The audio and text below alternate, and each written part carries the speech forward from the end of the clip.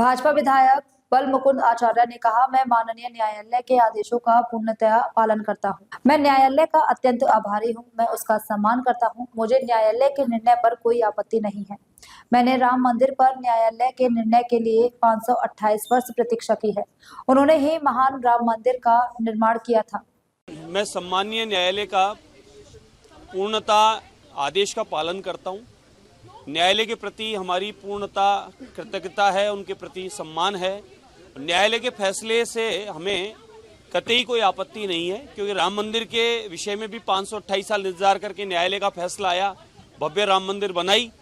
लेकिन इस मामले पे जो चर्चा आई है कि मुझे पता चला कि मंदिरों को शिफ्ट करने के लिए कोई आदेश आया है। मेरी प्रार्थना है, निवेदन है, शहर के विकास को नहीं रोकना चाहेंगे, हम पूर्णतः समर्थन में है, लेकिन सिर्फ मंदिरों के लिए ऐसा विचार किया जाता है। फिर अगर कोई मस्जिद भी मार्गों में आ रही है, कोई मकबरे भी आ रहे हैं, तो फिर सभी के बारे में विचार करना चाहिए।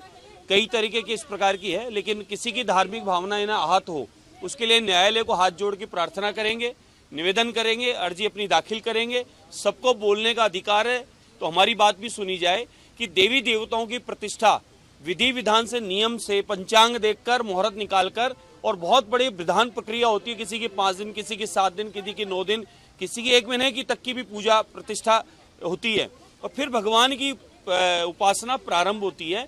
वहां देवताओं में हमारा भाव जुड़ गया है। हम लोग उसको मूर्ति नहीं मानते, हम मानते हैं कि साक्षात भगवान के प्राण इसमें सम्मानित हो गए हैं।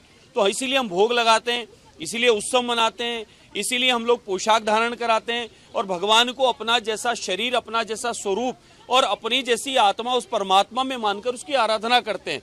तो इसलिए देवी देवताओं को इस तरीके से उखाड़ देना या उठा देना ये एक विधान नहीं है। इसलिए हम न्यायालय के सामने अपील करेंगे, निवेदन करेंगे कि इस फैसले पर पुनः विचार किया जाए और हमारी भी सुनवाई की जाए।